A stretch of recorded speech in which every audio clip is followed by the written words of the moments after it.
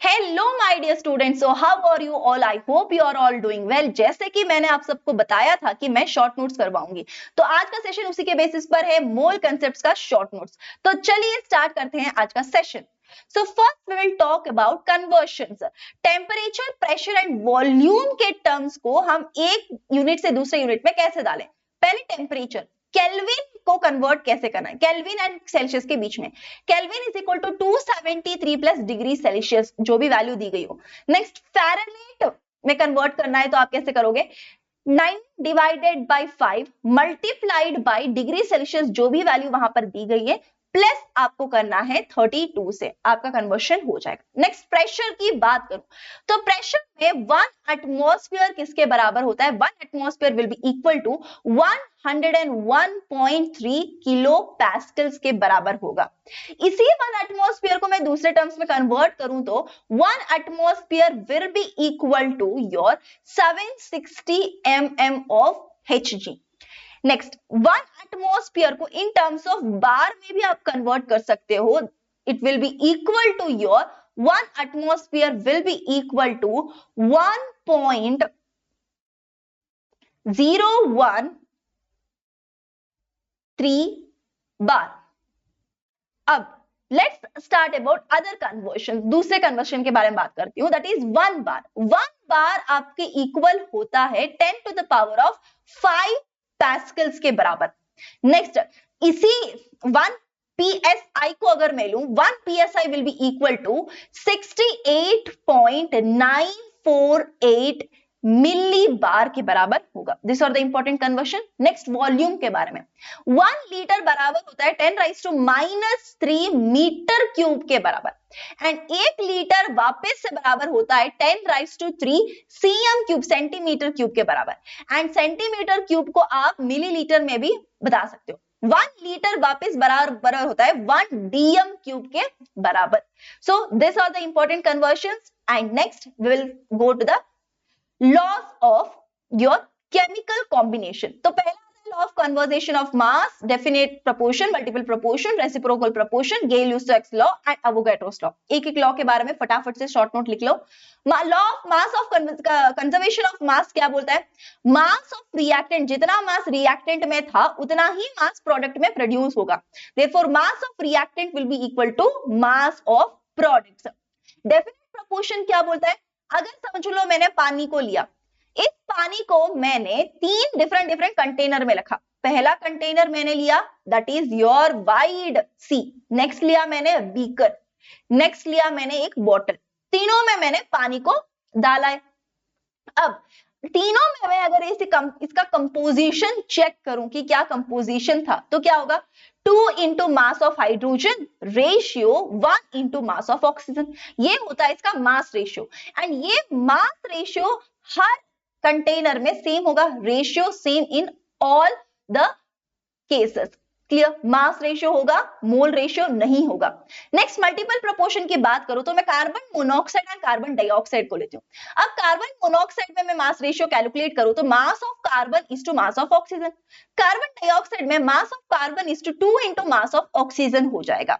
And in दोनों का अगर मैं रेशियो देखूं तो ये दोनों अपने ही आप में एक सिंपल मल्टीपल या फिर सेम रेशियो हो सकते हैं। That is your multiple ratio is what it says. Next reciprocal proportion की बात करूं, रेसिप्रोकल प्रोपोर्शन में मैं A B, B C and C A को लूंगी, और यहाँ पर ए बी सी अलग अलग कंपोनेंट्स हैं। इन तीनों कंपोनेंट्स का कॉम्बिनेशन मैंने बनाया है 3 हमारे कंपाउंड्स। अब तीनों का रेशियो लेते हैं। तीनों का रेशियो, मास रेशियो लूंगी, that is mass of A is to mass of B. For A B ले लिया मैंने। नेक्स्ट बीसी के लिए mass of B is to mass of C. Next C A के लिए mass of C is to mass of A. इन तीनों का रेशियो अपने आप में क्या होगा, सिंपल रेशियो होगा, सिंपल मल्टीपल होगा। यही आपका कहता है रेसिप्रोकल प्रोपोर्शन लॉ। या फिर आपने कोई ए बी बी सी को कंपेयर किया तो सी ए में आपका जो भी कंपोजिशन मिलेगा वो सिंपल रेशियो में होगा। नेक्स्ट गेल-ल्यूसाक्स लॉ क्या बताता है, गेल-ल्यूसाक्स लॉ बताता है कि अगर आपने कोई एक रिएक्शन लिया जिसमें सारे के सारे कंपोनेंट्स गैसियस स्टेट में हैं, तब क्या होगा, मोल जो होगा वो बराबर होगा आपके वॉल्यूम में। मतलब 1 mole of A gas will be equal to 1 volume of A gas and 1 mole of B gas will be equal to 1 volume of B gas. और ये कंडीशन तभी सेटिस्फाई करेगी जब सारे के सारे गैस जो भी रिएक्शन में पार्टिसिपेट कर रहे हैं that will be at under same temperature and pressure. और इसके हिसाब से मैं लिख सकती हूँ कि volume is directly proportional to n. Next बात करते हैं हम हमारे अवोगैड्रोस लॉ की. अवोगैड्रोस लॉ सीधा बताता है कि volume is directly proportional to n and volume n के डायरेक्टली प्रोपोर्शनल है तो volume is directly proportional to number of or molecules and hence it is directly proportional to weight divided by mass. ये कब होगा? at standard temperature and pressure के condition पर ही होगा. ये हो गया हमारे लॉस के बारे में. अब हम नेक्स्ट बात करते हैं अगले कंपोनेंट की, that is mole concept. Mole concept को समझना है, पहले हम फॉर्मूला को समझते हैं. देखो फॉर्मूला की बात करूं, number of moles is equal to weight divided by molecular mass. जितना वेट दिया है उससे डिवाइड कर लो मॉलिक्यूलर मास को. एंड इसको एक और टर्म में भी लिख सकते हैं, that is given number of atoms. कितने एटम्स आपको दिए गए डिवाइडेड बाय योर अवोगैड्रोस नंबर कर दो, तब आपको नंबर ऑफ मोल्स मिल जाएगा. या फिर कभी वॉल्यूम दिया है तो गिवन वॉल्यूम लिखना गैस का स्पेसिफिकली एंड एट एसटीपी याद रखना, डिवाइडेड बाय आपको क्या करना है 22.4 लीटर. इसी केस में अगर आप 1 ml में निकालो that is Loschmidt number आ जाता है. ठीक है, volume for your 1 ml that is number of atoms or molecules in 1 ml of solution अथवा 1 cm cube of solution is called Law's limit number. ये भी आप ऐड कर सकते हो अपने नोट्स में. अब बात करते हैं, अगर किसी क्वेश्चन में 1 ग्राम ऑफ एनी मतलब 1 gram of atomic mass, 1 gram of nitrogen, 1 gram of oxygen दिया है, that will always be equal to 1 mole of that gas. They will equal to Na times of that atom or molecule. अगर कहीं gram nitrogen मास करके दिया गया है, gram nitrogen मास का मतलब है उसका actual mass, mass of nitrogen कितना दिया है इनटू आपका Na हो जाएगा. ठीक है, अब बात करते हैं कोई भी एक आपके पास मॉलिक्यूल दिया है like n moles of AX and BY दिया होगा, तब देखो n of AX and BY दिया है. इस जगह पर आपसे पूछा गया है कि क्वेश्चन देखो ध्यान से, नंबर ऑफ मॉलिक्यूल्स कितने हैं, टोटल मॉलिक्यूल्स कितने होंगे. सेकंड टाइप का क्वेश्चन आ सकता है नंबर ऑफ एटम्स कितने हैं, टोटल एटम्स कितने इस मॉलिक्यूल में. नंबर ऑफ ए एटम्स कितने स्पेसिफिकली ये भी पूछ सकते हैं, या फिर नंबर ऑफ बी एटम्स कितने स्पेसिफिकली बी एटम्स के बारे में भी क्वेश्चन पूछा जा सकता है. And lastly number of total electrons in this whole compound, इतने पूरे अमाउंट ऑफ मॉलिक्यूल में कितने टोटल नंबर ऑफ इलेक्ट्रॉन होंगे. तो कैसे लिखोगे आप सिर्फ, अब नंबर ऑफ मॉलिक्यूल्स का आप क्या करोगे, number of moles into Avogadro number. Number of atoms के लिए number of mole into Avogadro's number multiply करेंगे addition of the total atoms present in the molecule.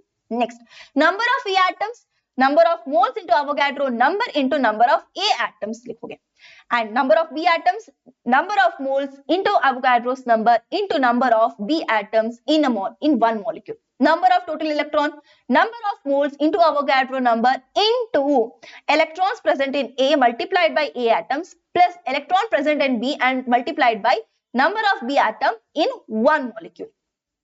अब कभी किसी आयोन के बारे में क्वेश्चन पूछा गया, आयोन दे दिया आपका n मोल्स ऑफ प्लस और माइनस A आयोन, तो इसका कैटायन भी हो सकता है या फिर एनायन भी हो सकता है. तो मैं दोनों लिखती हूँ, n मोल्स ऑफ पहले लिखती हूँ cation with plus x oxidation state and anion minus x. Question पूछा जा सकता है नंबर ऑफ टोटल इलेक्ट्रॉन्स कितने हैं एक आयोन में. तो आपको पता है जब भी आप प्लस x लिखते हो दैट मींस इलेक्ट्रॉन निकला है, देयरफॉर n into Na कितने इलेक्ट्रॉन्स थे माइनस कितने निकले हैं. Next n into Na into कितने इलेक्ट्रॉन्स थे एक्चुअली एंड माइनस होने के कारण इलेक्ट्रॉन्स ऐड हुए तो plus x. Next we will talk about mass concept. Mass अगर हम एटम के लिए निकाले तो एटॉमिक का मास हो जाएगा, अगर मॉलिक्यूल के लिए निकाले मॉलिक्यूलर मास, अगर आयोनिक कंपाउंड के लिए निकाले तो formula mass. Atomic mass 3 type के होते हैं, तो रिलेटिव एटॉमिक मास होता है एक, नेक्स्ट आता है एक और एवरेज एटॉमिक मास,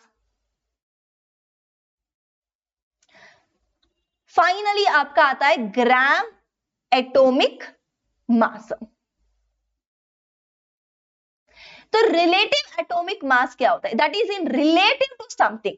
तो आप क्या करोगे, मास निकालोगे, एटम का जो भी मास था, जो भी आपने स्पेक्ट्रोस्कोपी करके आइडेंटिफाई किया था, एंड डिवाइड कर लोगे 1/12 मास of carbon 12 isotope. Average atomic mass का लूं तो आइसोटोप्स के ऊपर क्वेश्चन पूछा जा सकता है। तो percentage abundance first isotope into atomic mass of first isotope, percentage abundance of second isotope plus atomic mass of into atomic mass of second isotope divided by total percentage, जो कि 100% के अकॉर्डिंग होता है। ग्राम एटॉमिक मास मतलब इसी atom के मास को ग्राम में एक्सप्रेस करना होता है, ग्राम एटॉमिक मास। इसको स्पेसिफिकली हम 1 मोल ऑफ एटम के लिए भी बोलते हैं। अब बात करते हैं हमारे मॉलिक्यूल के मास के बारे में। मॉलिक्यूल्स का मास निकालते हैं, मॉलिक्यूलर मास बोलते हैं। इसको भी हम रिलेटिव मॉलिक्यूलर मास में कैटेगराइज करते हैं और ग्राम मॉलिक्यूलर मास में हम कैटेगराइज करते हैं। Gram molecular mass. अब रिलेटिव एटॉमिक मास के बारे में बात करूं, that is also in relative. तो मॉलिक्यूलर मास जो भी स्पेक्ट्रोस्कोपी मेथड से हमने निकाला वो मॉलिक्यूलर मास डिवाइडेड बाय क्या करूंगी, 1/12 मास ऑफ कार्बन 12 आइसोटोप से डिवाइड कर लूंगी, तो मुझे रिलेटिव एटॉमिक मास मिलेगा। ग्राम एटॉमिक मास मतलब इसी रिलेटिव एटॉमिक मास को अगर मैं ग्राम्स में इसको कन्वर्ट करूं, एक्सप्रेस करूं, that is your gram molecular mass. तो इसको हम मोलार मास भी बोलते हैं, मतलब 1 मोल ऑफ मॉलिक्यूल्स के बारे में, एक मोल्स ऑफ मॉलिक्यूल्स का mass molar mass, mass of 1 mole of molecule. अब बात करती हूं आयोनिक कंपाउंड के मास की। आयोनिक कंपाउंड्स का जब भी मास निकालते हो तो उसको बोलते हैं हम फॉर्मूला मास। तो हम क्या करते हैं, बेसिकली फॉर्मूला लिखते हैं एक आयोनिक कंपाउंड का। तो जनरल फॉर्मूला यहां पर मैं एक ले लेती हूं, that is AX and BY। ये एक आयोनिक कंपाउंड है, तो इसका कैसे निकालूंगी, तो the number of A atoms into mass of A atom plus Y number of B atom है into mass of B atom, that's all। अब कुछ और मेथड्स है निकालने के एटॉमिक मास के, तो वो लिख लेते हैं हम पहले। एटॉमिक मास कैसे निकाल सकते हो आप, atomic mass is equal to 6.4 divided by specific heat. कहीं पर भी स्पेसिफिक हीट दी गई हो तो आप ये एक्सप्रेशन यूज कर सकते हो।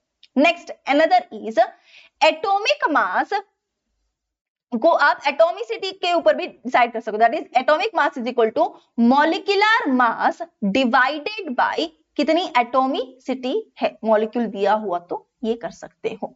नेक्स्ट मॉलिक्यूलर मास के लिए अलग फॉर्मूला जो होता है, that is R1 divided by R2 square root of M2 divided by M1। Rate of diffusion के ऊपर ये दिया गया है। नेक्स्ट मॉलिक्यूलर मास को हम वेपर डेंसिटी के टर्म में भी कर सकते हैं, that is 2 into vapour density. These are the other methods for calculating atomic masses and molecular masses। अब नेक्स्ट टॉपिक की तरफ हम बढ़ते हैं, that is equivalent mass. Equivalent mass का जनरल फॉर्मूला क्या होता है देख लेते हैं पहले।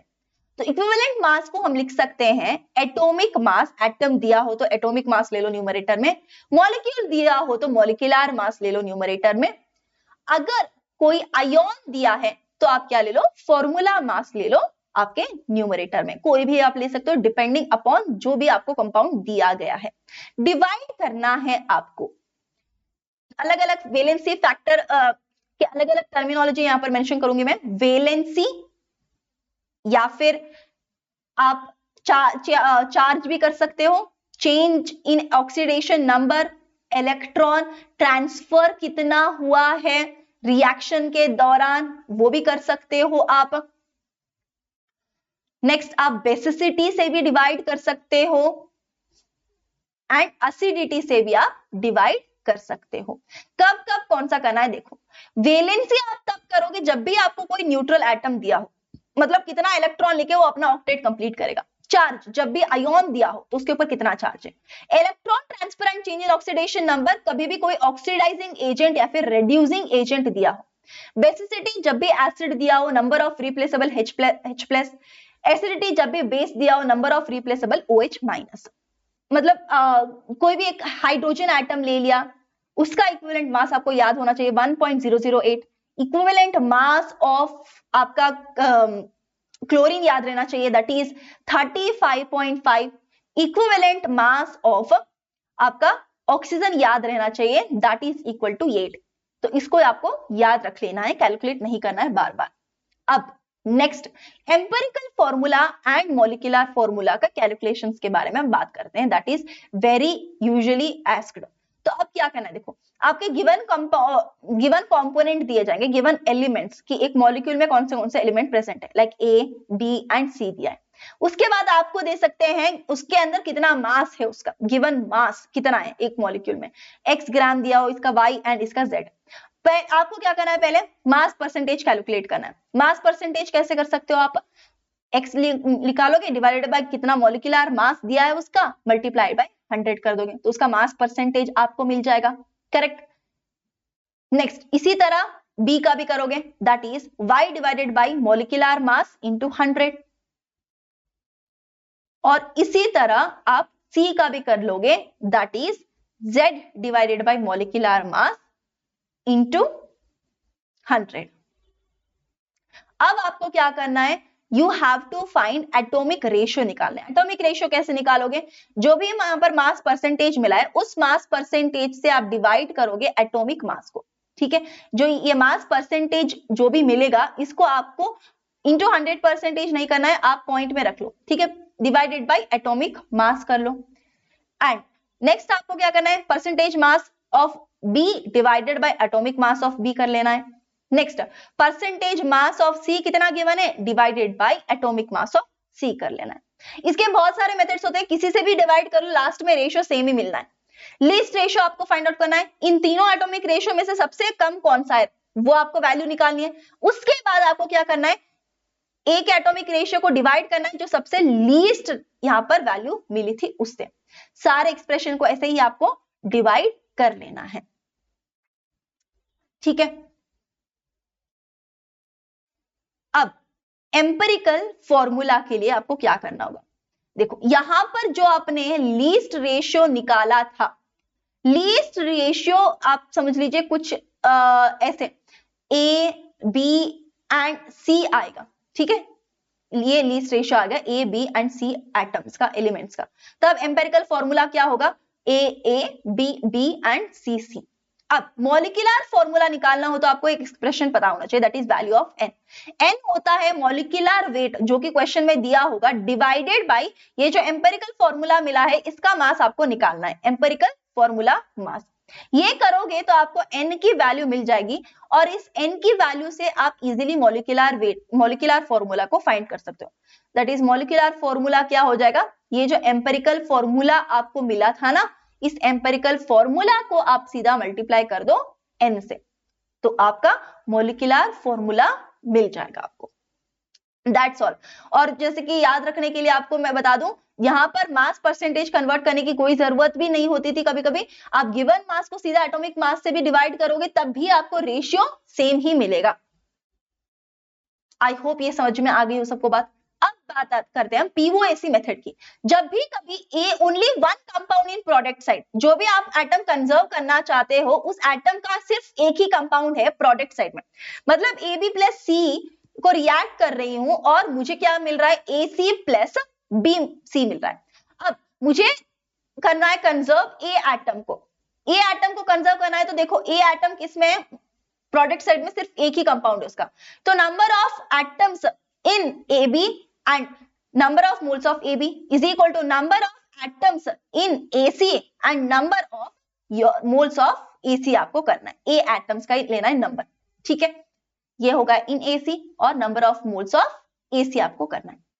अब नेक्स्ट बात करते हैं, जब भी टू कंपाउंड्स होंगे प्रोडक्ट साइड में, मतलब एक रिएक्शन आपने लिखा, इस रिएक्शन में जो भी एटम आप रिएक्टेंट के साइड कंजर्व करना चाहते हो उसके दो कंपाउंड है product side, like A B plus B C plus D आपने रिएक्शन लिया और आपको प्रोडक्ट साइड मिल रहा है A C plus D A D मिल रहा है, ठीक है। अब देखो आपको कंजर्व करना है ए, तो कैसे अप्लाई करोगे आप, तो you will say number of a atom in A b, that is reactant में कितना है, एंड मल्टीप्लाई करोगे उससे number of moles of A b, which will be equal to number of a atom in A C and number of moles of A C plus number of A atoms in a d and number of moles of a d. अब बात करते हैं sequential reaction के बारे में। तो sequential reaction में कुछ स्टेप आपको फॉलो करने पड़ेंगे। The first one is consider first and final equation and see which atom is conserved. अब मैं ले लेती हूं a plus b give rise to c and c plus d give rise to your ca plus b, और ca plus E give rise to A E plus B, ऐसा कुछ sequential reaction है। तो देखो फर्स्ट एंड फाइनल इक्वेशन में देखो कौन सा एटम कंजर्व्ड है, तो A प्लस बी कंजर्व्ड है ना, तो A कंजर्व्ड हो गया यहाँ पर, ठीक है। देखो A यहाँ पर है, A यहाँ पर। Next remove atom which is added in the middle, तो मिडिल में कौन सा एटम ऐड हुआ है, D एटम ऐड हुआ है ना, तो C तो जो प्रोडक्ट साइड में मिला था वही यूटिलाइज किया है मैंने, तो that is also conserved, correct. और E मैंने एक्स्ट्रा लास्ट स्टेप में ऐड किया है, दैट इज ऑल्सो एडेड। तो कंजर्व कौन से हुए, A एंड B कंजर्व हुए, in total A and B को मैंने कंजर्व करना है। आपको वापस से बता देती हूँ, फर्स्ट स्टेप में रिएक्टेंट साइड देखोगे और लास्ट स्टेप में प्रोडक्ट साइड देखोगे। Find whole new reagent present in the middle equation, ये कर लिया आपने, अप्लाई पीओसी। अब देखो अगर आपके पास 100% ईल्ड दी गई हो तो आपको directly first and last step में पीओसी लगा देना है, ओके। नेक्स्ट दैट इज हम क्या बोलेंगे, number of atoms of A and number of moles of A and number of atoms of A in last step के प्रोडक्ट ए में and number of moles of A. अगर percentage yield 100% नहीं दी गई हो तब आप क्या करोगे, जो भी आपको फाइनल आंसर मिलेगा उससे आपको मल्टीप्लाई करना है जितना परसेंटेज दिया है डिवाइडेड बाय 100। मतलब अभी लास्ट रिएक्शन कोई भी लिया हो, उस रिएक्शन में आपको क्या दिया गया था, लेट्स से 80% कुछ दिया गया हो, ठीक है, 80% ऐसे कुछ दिया है, तब आप क्या करोगे, यहां पर से जो number of atoms of A मिला था ना, number of atoms of A, number of moles of A, तो इस number of moles of A की वैल्यू समझ लो y आ गई। तो इस फाइनल आंसर को 80% यील्ड में आप कैसे कन्वर्ट करोगे, y इंटू 80 डिवाइडेड बाय 100 कर लेना है बस। That's all your theory. तो जल्दी से नोट्स लिख लिया, आई होप सब लोगों के लिए ये हेल्प हुई होगी। Thank you one and all, bye bye, take care, all the best.